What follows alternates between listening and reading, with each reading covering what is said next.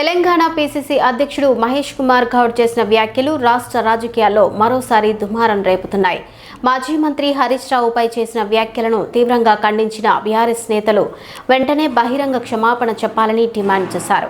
లేదంటే మహేష్ కుమార్ గౌడ్ నివాసంతో పాటు గాంధీ భవన్ను వేలాది మందితో ముట్టడిస్తామని బీఆర్ఎస్ సీనియర్ నేత నగేష్ ముదిరాజ్ హెచ్చరించారు.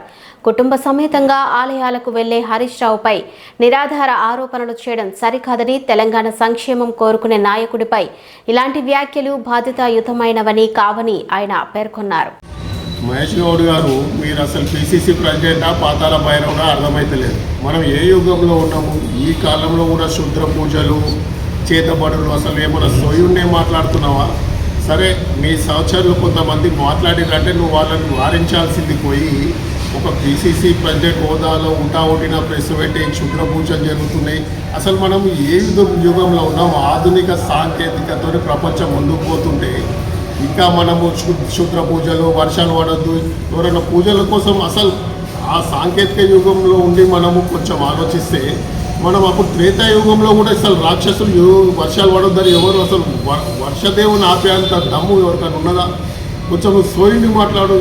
ఈ మూఢనమ్మకాలన్నీ పక్కన పెడితే నువ్వు ఒక పీసీసీ అధ్యక్షుడిని గల్లీ లీడర్ లాగా కాకుండా కొంచెం ఇంకిత జ్ఞానం ఆలోచించి మాట్లాడండి. మీ స్థాయికి నిలబడి ఎవరన్నా హరీష్ రావు గారు తెలంగాణ రాష్ట్రం రాకముందే 4 సార్లు అప్పటికి తన ఎమ్మెల్యే పదవికి రాజీనామా చేసిందండి.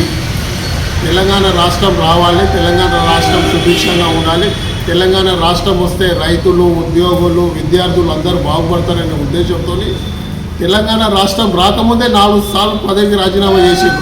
మరి మీరేం చేసిరని మీరు అధికారంలోకి వచ్చినాక 3 సంవత్సరాలు మీరు ఏం చేసిరని ఇప్పటి వరకు మీరు హామీలు ఒక్కటి నెరవేరలేదు, 420 హామీలు నెరవేరలేదు. మీరు ఒక్కటంటే ఒకటి చేసిన పని చెప్పండి. ఒక్కటి మాత్రం క్లియర్గా ఏమర్థమవుతుందంటే మీరు ప్రజల దృష్టిని మరల్చనీకే ఈ క్షుద్ర పూజలు అవి ఇవి అని కట్టుకథలు అమ్ముతున్నారు.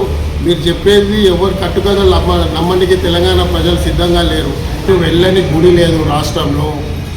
మీరు కామాఖ్య టెంపుల్కి ఎందుకు వెళ్ళిందండి? మీరు గోవాతికి చాలామంది చెప్పి నాతో కూడా, అన్న ఈయన అసలు ఆగుతలేనిగా పీసీసీ ప్రెసిడెంట్ అయిన నేనే ముఖ్యమంత్రి అని పోయి అక్కడ పూజలు చేస్తున్నాడు. మన రాష్ట్రంలో ఉన్న ప్రతి దేవాలయాల చుట్టూ తిరిగి పొన్ను దండాలు పెడుతున్నాడు. మేమే రోజు అట్లా అన్నామా? సరే, నువ్వు ముఖ్యమంత్రి కాదు, మీ పార్టీ విషయం, దానికి మాకు సంబంధం లేదు. మీరు ఆధారాలు లేని నిరాధార ఆరోపణలు చేయడం మాత్రం మీ స్థాయికి తగదు. మీరు గల్లీ లీడర్ కాదు, మీరు గుర్తుపెట్టుకోండి మహేష్ కుమార్ గౌడ్ గారు. సరే, ఎవరో అన్నారంటే మీరు వారించాలి.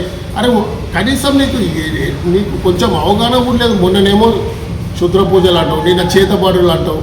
హరీష్ రావు గారు 2 రోజులు కుటుంబ సభ్యులతో వెళ్ళి రాష్ట్రం సుభిక్షంగా ఉండాలనే ఉద్దేశంతో ఒక మంచి జరగాలని పూజలు చేస్తుంటే మేము ఏ రోజైనా ప్రశ్నించినామా అండి? మీ రాహుల్ గాంధీ గారిని నెలలు 20 రోజులు, నెల రోజులు పక్క రాష్ట్రం కాదు దేశాలే వదిలి వెళ్ళిపోతున్నారు. ఎక్కడ పోయింది ఏందో నువ్వు అడగగలుగుతావా? ఆ రోజు లేడు, ఈ రోజు లేడు. కుటుంబ సభ్యులతో వెళ్ళి పూజలు చేసారు. ఇంకా మనము కలియుగంలో ఉన్న మహేష్ కుమార్ గౌడ్ గారు, త్రేతాయుగం కాదు. ఈ మూఢనమ్మకాలు ఇవన్నీ కట్టుకథలు పక్కన పెట్టండి. మీరు చేస్తున్నారు.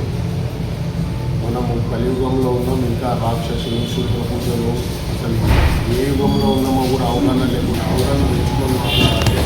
అవగాహన లేకుండా మాట్లాడేటట్టు వాళ్ళకి సాధించాలి. కానీ ఈయన కూడా ఒక పీసీసీ ప్రెసిడెంట్ హోదాలో ఏదో దొరికినట్టు వదిన ప్రెస్ పెట్టి మళ్ళీ నిన్న నేను అట్లా లేదు.